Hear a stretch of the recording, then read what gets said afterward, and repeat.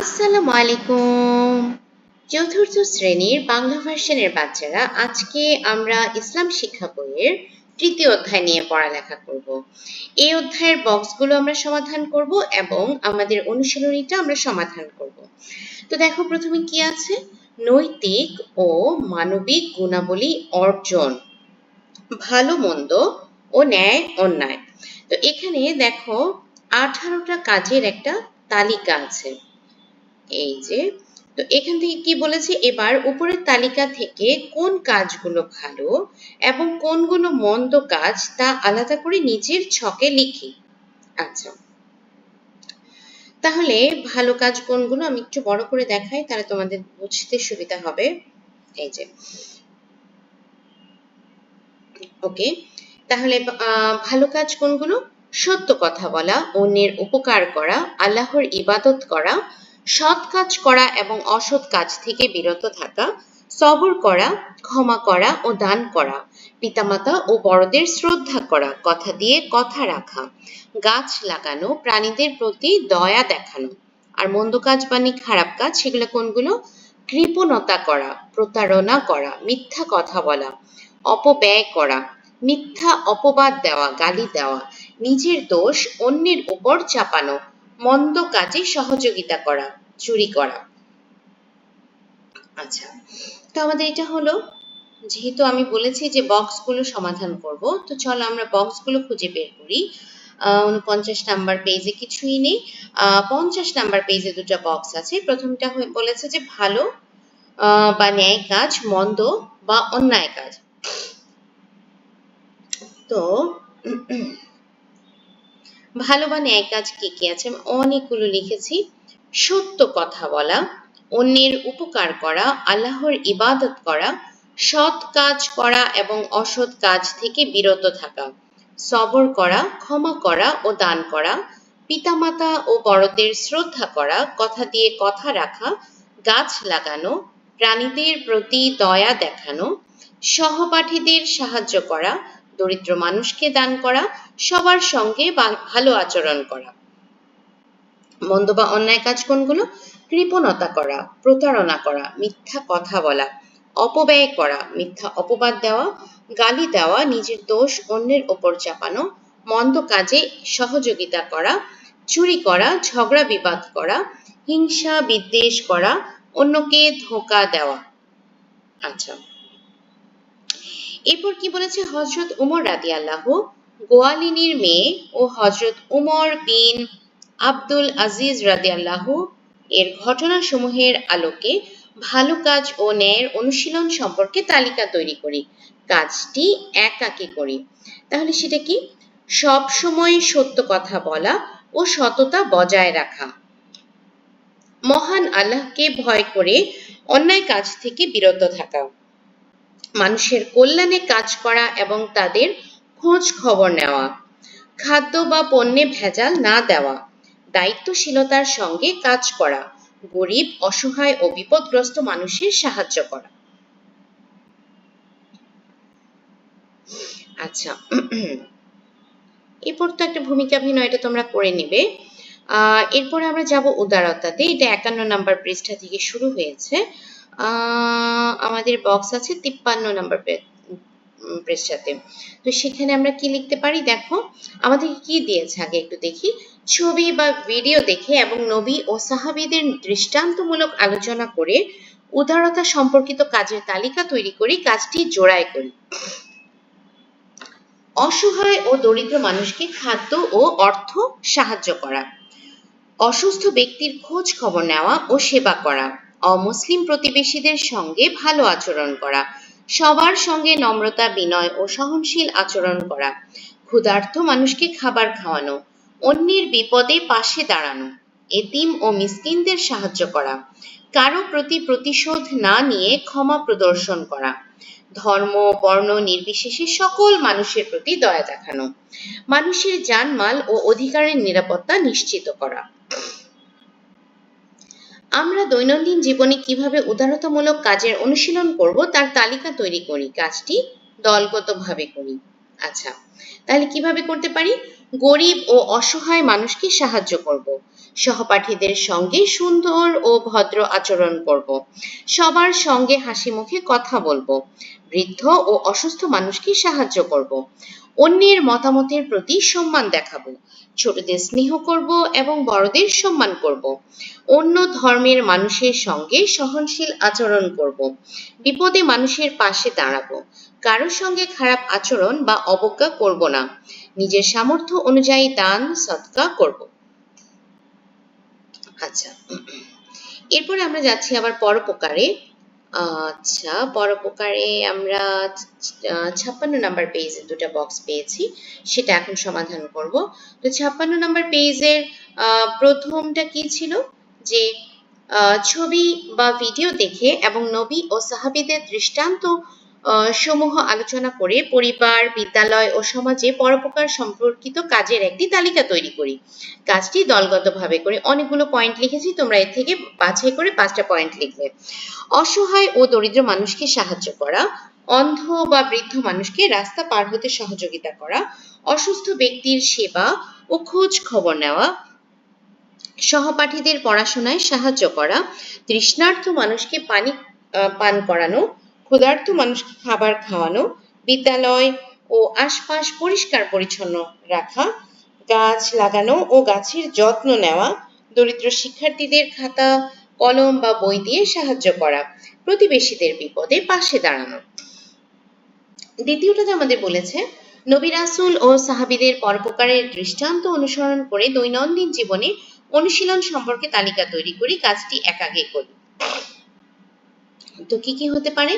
মা বাবার কাজে সহযোগিতা করব, ছোট ভাই বোনদের যত্ন নেব, গরিব ও অসহায় মানুষকে দান করব, বন্ধুদের প্রয়োজন হলে সাহায্য করব, অসুস্থ মানুষকে দেখতে যাব এবং সেবা করব, বয়স্ক মানুষকে সম্মান ও সহযোগিতা করব, গৃহপালিত পশু পাখির যত্ন নেব, পরিবেশ পরিষ্কার রাখব, অন্যের সঙ্গে সুন্দর ও ভদ্র আচরণ করব। আচ্ছা, এরপরে আমরা যাব দেশপ্রেম নিয়ে। দেশপ্রেমে আমাদের 58 নাম্বার পেজে তিনটা বক্স আছে, আমরা সেটা করব। তো প্রথমে কি বলেছে, মহানবী সাল্লাল্লাহু আলাইহি ওয়াসাল্লামের দেশপ্রেমের ঘটনায় উদ্বুদ্ধ হয়ে দেশপ্রেমের গুরুত্ব সম্পর্কে লিখি, কাজটি একাকী করি। মহানবী হযরত মুহাম্মদ সাল্লাল্লাহু আলাইহি ওয়াসাল্লাম তার জন্মভূমি মক্কাকে অত্যন্ত ভালোবাসতেন। মক্কার মানুষের কল্যাণের জন্য তিনি তাদের ইসলামের দাওয়াত দিয়েছিলেন। যখন তিনি মদিনায় হিজরত করেন তখন জন্মভূমি মক্কাকে ছেড়ে যেতে তার খুব কষ্ট হয়েছিল। তিনি মক্কার প্রতি গভীর ভালোবাসা প্রকাশ করেছিলেন। এই ঘটনা থেকে আমরা দেশপ্রেমের গুরুত্ব সম্পর্কে শিক্ষা পাই। দেশপ্রেম মানুষের একটি মহৎ গুণ। দেশপ্রেম মানুষকে দেশের উন্নয়ন, শান্তি ও কল্যাণের জন্য কাজ করতে উদ্বুদ্ধ করে। একজন দেশপ্রেমিক ব্যক্তি দেশের আইন মেনে চলে, দেশের সম্পদ রক্ষা করে এবং দেশের সুনাম বৃদ্ধি করার চেষ্টা করে। দেশপ্রেম মানুষকে দায়িত্বশীল, সৎ ও মানবিক হতে সাহায্য করে। দেশকে ভালোবাসলে মানুষ দেশের প্রাকৃতিক ও সামাজিক সম্পদ সংরক্ষণে সচেতন হয়। দেশপ্রেমের মাধ্যমে সমাজে ঐক্য, শৃঙ্খলা ও সৌহার্দ্য প্রতিষ্ঠিত হয়। তাই আমাদের সবার উচিত মহানবী সাল্লাল্লাহু আলাইহি ওয়াসাল্লামের আদর্শ অনুসরণ করে দেশকে ভালোবাসা এবং দেশের কল্যাণে কাজ করা। আচ্ছা, দ্বিতীয়টা, আমাদের চারপাশের প্রাকৃতিক ও সামাজিক সম্পদ সংরক্ষণের উপায়সমূহের একটি তালিকা তৈরি করি। তাহলে কি কি করতে পারি? বেশি বেশি গাছ লাগানো এবং গাছের যত্ন নেওয়া, পানি, বিদ্যুৎ ও গ্যাসের অপচয় রোধ করা, রাস্তাঘাট, বিদ্যালয় ও আশপাশ পরিষ্কার পরিচ্ছন্ন রাখা, পলিথিনের পরিবর্তে পরিবেশ বান্ধব ব্যাগ ব্যবহার করা, নদী, খালবিল ও জলাশয় দূষণ মুক্ত রাখা, বিদ্যালয়ের চেয়ার টেবিল ও বইপত্র যত্ন সহকারে ব্যবহার করা, যেখানে সেখানে ময়লা আবর্জনা না ফেলা, প্রাকৃতিক সম্পদের সঠিক ও মিতব্যয়ী ব্যবহার করা, গাছপালার ডাল বা পাতা অযথা নষ্ট না করা, সামাজিক স্থাপনা ও সরকারি সম্পদ রক্ষা করা। এরপরে আছে গ নাম্বার, দেশকে ভালোবেসে কিভাবে দায়িত্বশীল আচরণ করব তার তালিকা করি, কাজটি দলগতভাবে করি। দেশের আইন ও নিয়ম মেনে চলব, দেশের প্রাকৃতিক ও সামাজিক সম্পদ রক্ষা করব, বিদ্যালয় ও আশপাশ পরিষ্কার রাখব, গাছ লাগাবো এবং পরিবেশ সংরক্ষণ করব। বিদ্যুৎ, পানি ও গ্যাস অপচয় করব না। দেশের সুনাম বৃদ্ধি পায় এমন কাজ করব। মিথ্যা, দুর্নীতি ও অন্যায় কাজ থেকে বিরত থাকব। সহপাঠী ও প্রতিবেশীদের সঙ্গে মিলেমিশে থাকব। দেশীয় পণ্য ব্যবহারে উৎসাহিত হব। দেশের কল্যাণে সবসময় আন্তরিকভাবে কাজ করব। আচ্ছা, এরপর আমরা আসছি অনুশীলনীতে। প্রথমে আছে সঠিক উত্তর, শূন্যস্থান পূরণ, বাম পাশের সাথে ডান পাশ মিলকরণ, অশুদ্ধ শুদ্ধ নির্ণয়, সংক্ষিপ্ত প্রশ্ন এবং বর্ণনামূলক প্রশ্ন। আচ্ছা, কোনটি নৈতিক গুণ? সত্য কথা বলা। কোনটি মানবিক গুণ? অসহায়কে দান করা। আমরা কিভাবে উদারতা দেখাতে পারি? পরমত সহিষ্ণুতা প্রদর্শন করে। কিভাবে আমরা পরোপকার করতে পারি? অন্ধ ও বয়স্কদের রাস্তা পার হতে সাহায্য করে। তুমি দেশপ্রেমকে গুরুত্বপূর্ণ মনে করো কারণ তা দেশের প্রতি দায়িত্ব কর্তব্য পালনে উদ্বুদ্ধ করে। শূন্যস্থান পূরণ, যে কাজগুলো মানুষের জন্য কল্যাণ বয়ে আনে সেগুলো হলো ভালো কাজ। পিতামাতা ও বড়দের সঙ্গে সালাম বিনিময় করব। মক্কা বিজয়ের পর মহানবী সাল্লাল্লাহু আলাইহি ওয়াসাল্লাম সবাইকে ক্ষমা করে দিলেন। অন্যের উপকার করলে নিজেরও কল্যাণ হয়। প্রাকৃতিক সম্পদ ব্যবহারে আমরা মিতব্যয়ী হব। আচ্ছা,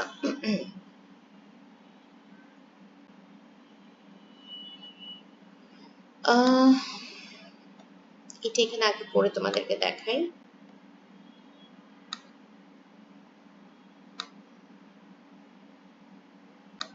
আচ্ছা, ভালো কাজের উদাহরণ হলো সত্য কথা বলা, সত্য কাজ করা, ধৈর্য ধারণ করা ও ক্ষমা করা। উদারতা এমন একটা গুণ যা মানুষকে নিঃস্বার্থভাবে অন্যের উপকার করতে উৎসাহিত করে। কর্জে হাসানা এর মাধ্যমে আমরা ঋণ দিয়ে অভাবী মানুষের উপকার করতে পারি। আচ্ছা, সহপাঠীদের পড়া বুঝতে সহায়তা করে পরোপকার করা যায়। দেশপ্রেমের জন্য সবকিছুর উপরে অভাবী মানুষ। আচ্ছা, এখানে তো এটা ভুল আসছে, একটা মিনিট, এটা ভুল আসছে, ভুল এটা এখানে চলে গেছে, এটা এখানে হবে। দেশপ্রেমের জন্য সবকিছুর উপরে দেশের স্বার্থ ও প্রয়োজনকে প্রাধান্য দেওয়া উচিত। এটা ভুলে আসছে, এটা আসলে বাড়তি, এটা কোনোটার সাথে মিলবে না, এটা বাড়তি। আচ্ছা, শুদ্ধ অশুদ্ধ নির্ণয়, অপব্যয় করা মন্দ কাজ। শুদ্ধ, উদার ব্যক্তি নিজের স্বার্থ বড় করে দেখেন। অশুদ্ধ, দান সদকা মানুষের আয়ু বৃদ্ধি করে। শুদ্ধ, জ্ঞান বিতরণ করে পরোপকার করা যায় না। অশুদ্ধ, দেশপ্রেমী নিজের স্বার্থে চেয়ে দেশের স্বার্থ বড় করে দেখেন। শুদ্ধ। আচ্ছা, সংক্ষিপ্ত প্রশ্ন উত্তর। ভালো কাজ ও মন্দ কাজ বলতে কি বোঝায়? যে কাজগুলো করলে মহান আল্লাহ খুশি হন এবং যে কাজগুলো মানুষের উপকার করে এবং সমাজে শান্তি ও কল্যাণ বয়ে আনে সেগুলোকে ভালো কাজ বলে। ভালো কাজ মানুষের চরিত্র সুন্দর করে এবং সবাইকে সুখী করে, যেমন সত্য কথা বলা, মা বাবাকে সম্মান করা, অন্যের উপকার করা, দান করা, গাছ লাগানো ইত্যাদি। অন্যদিকে যে কাজগুলো করলে মহান আল্লাহ অখুশি হন এবং যে কাজগুলো মানুষের অকল্যাণ বয়ে আনে সেগুলোকে মন্দ কাজ বলে। মন্দ কাজ মানুষের জীবন ও সমাজে অশান্তি সৃষ্টি করে, যেমন মিথ্যা বলা, চুরি করা, প্রতারণা করা, অপব্যয় করা, গালি দেওয়া ইত্যাদি। আমাদের সবসময় ভালো কাজ করতে হবে এবং মন্দ কাজ থেকে দূরে থাকতে হবে। আচ্ছা, এরপরে আমরা পরেরটাতে যাচ্ছি। উদারতা কি? উদারতা একটি মহৎ ও নৈতিক গুণ। অন্যের সঙ্গে ভালো আচরণ করা, নম্র ব্যবহার, সহানুভূতি প্রকাশ করা এবং দয়া প্রদর্শন করাকে উদারতা বলে। একজন উদার ব্যক্তি নিজের লাভের কথা না ভেবে অন্যের উপকার করেন। তিনি দরিদ্র ও অসহায় মানুষকে সাহায্য করেন এবং সবার সঙ্গে নম্র আচরণ করেন। আচ্ছা, এরপরে ইসলামে উদারতার প্রতি বিশেষ গুরুত্ব দেওয়া হয়েছে। মহানবী সাল্লাল্লাহু আলাইহি ওয়াসাল্লাম ছিলেন অত্যন্ত উদার। তিনি ক্ষুধার্তকে খাবার দিতেন, অসুস্থদের খোঁজ নিতেন এবং সবার সঙ্গে সুন্দর আচরণ করতেন। উদারতার মাধ্যমে মানুষের মধ্যে ভালোবাসা ও সম্প্রীতি বৃদ্ধি পায়। কিভাবে পরোপকার করা যায়? অন্যের উপকার করার মাধ্যমে পরোপকার করা যায়। অর্থ, শ্রম, জ্ঞান অথবা সেবার মাধ্যমে মানুষ পরোপকার করতে পারে, যেমন দরিদ্র মানুষকে সাহায্য করা, অসুস্থ ব্যক্তির সেবা করা, অন্ধ বা বৃদ্ধ মানুষকে রাস্তা পার হতে সাহায্য করা, ক্ষুধার্তকে খাবার দেওয়া, তৃষ্ণার্তকে পানি পান করানো ইত্যাদি। বিদ্যালয়ে সহপাঠীদের পড়া বুঝিয়ে দেওয়া বা খাতা কলম ধার দেওয়াও পরোপকারের অন্তর্ভুক্ত। পরোপকার করলে মানুষের মধ্যে ভালোবাসা ও সহমর্মিতা সৃষ্টি হয়। ইসলাম মানুষকে পরোপকার করতে উৎসাহিত করেছে, তাই আমাদের সবার উচিত অন্যের বিপদে পাশে দাঁড়ানো। হিজরতের সময় মক্কার দিকে তাকিয়ে মহানবী সাল্লাল্লাহু আলাইহি ওয়াসাল্লাম কি বলেছিলেন?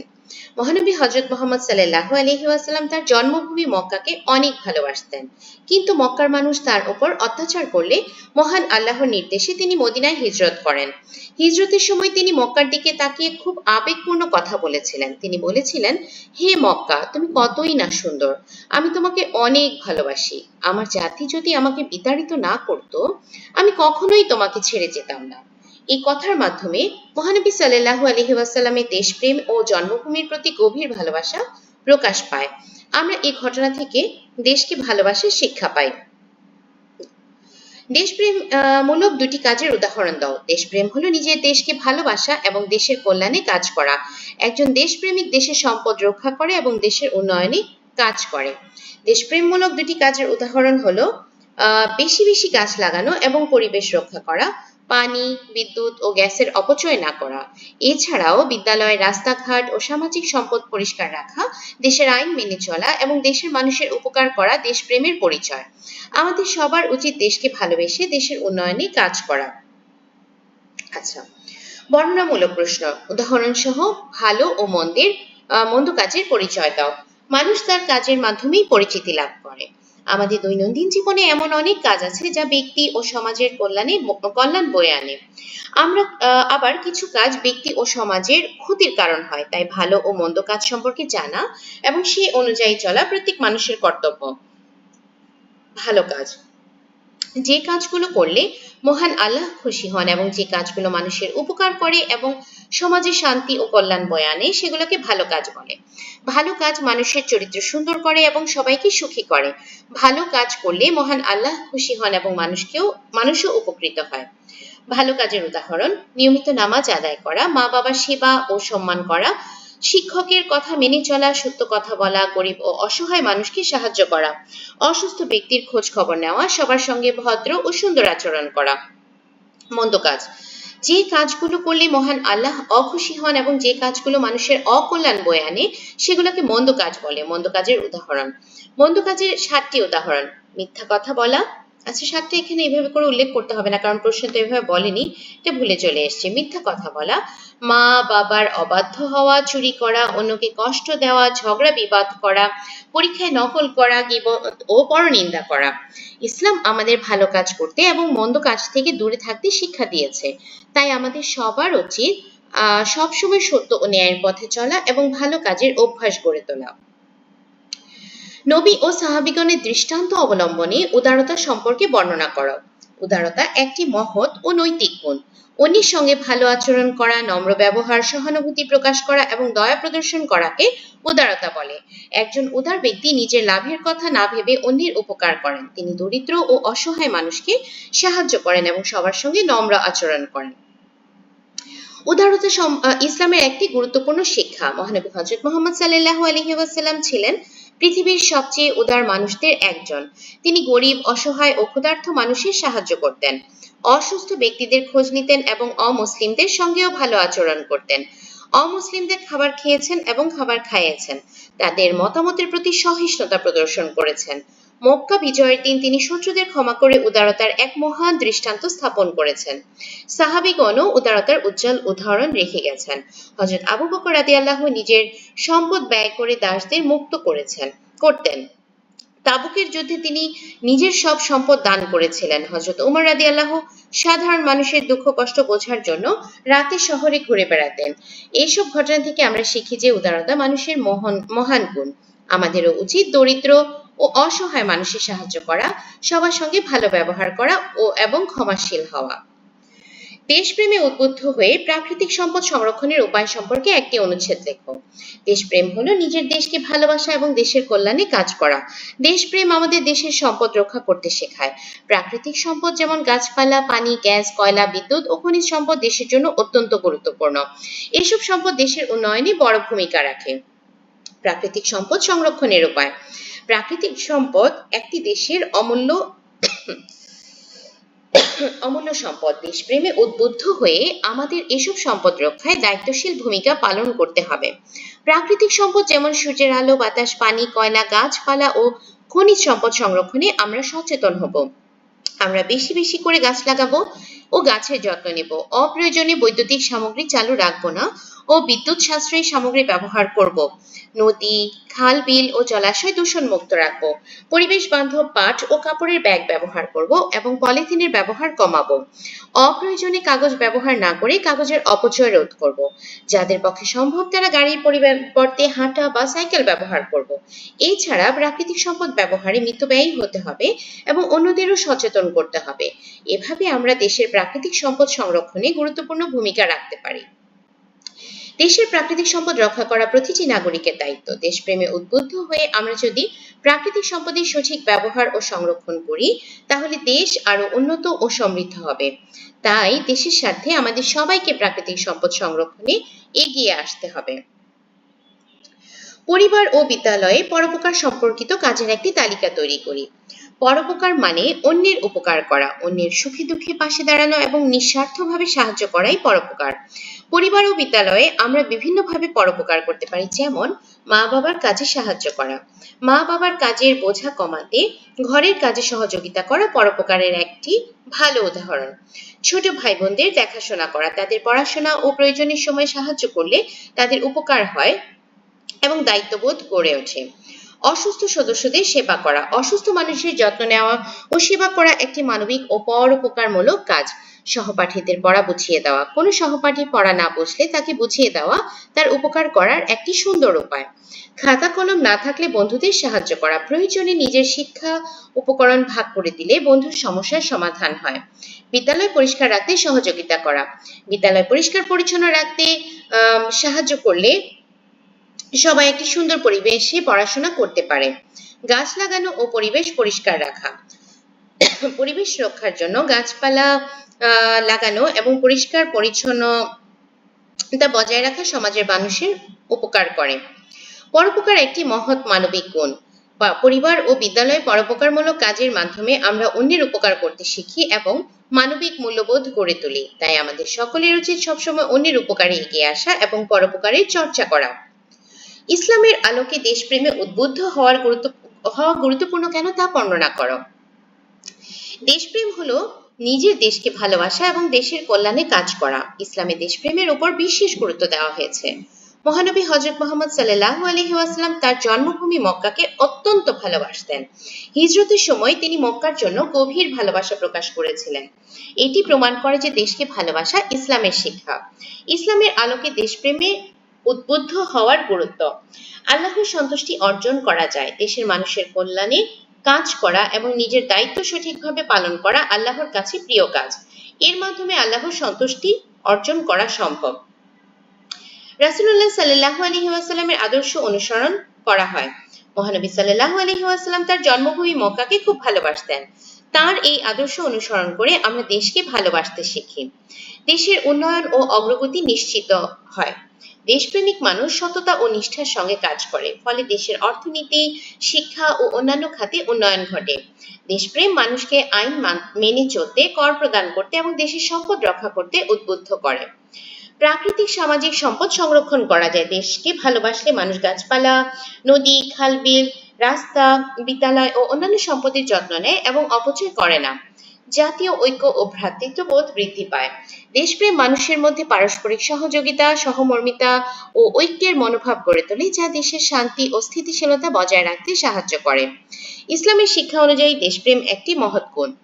এটি মানুষকে দায়িত্বশীল, সৎ ও কল্যাণকামী নাগরিক হিসেবে গড়ে তোলে। তাই আমাদের সকলের উচিত ইসলামের আদর্শ অনুসরণ করে দেশকে ভালোবাসা, দেশের সম্পদ রক্ষা করা, দেশের উন্নয়নে সক্রিয় ভূমিকা রাখা। তবেই আমরা একটি সুন্দর, সমৃদ্ধ ও শান্তিপূর্ণ দেশ গড়ে তুলতে পারব। আচ্ছা, তো ছোট বন্ধুরা আমাদের এই অধ্যায় হয়ে গেছে। আশা করি তোমরা সবাই ভালো মতো বুঝতে পেরেছো। আজকের মতো এখানে শেষ করছি। সবাই সুস্থ থাকবে, ভালো থাকবে, আমার জন্য দোয়া করবে। আল্লাহ হাফেজ।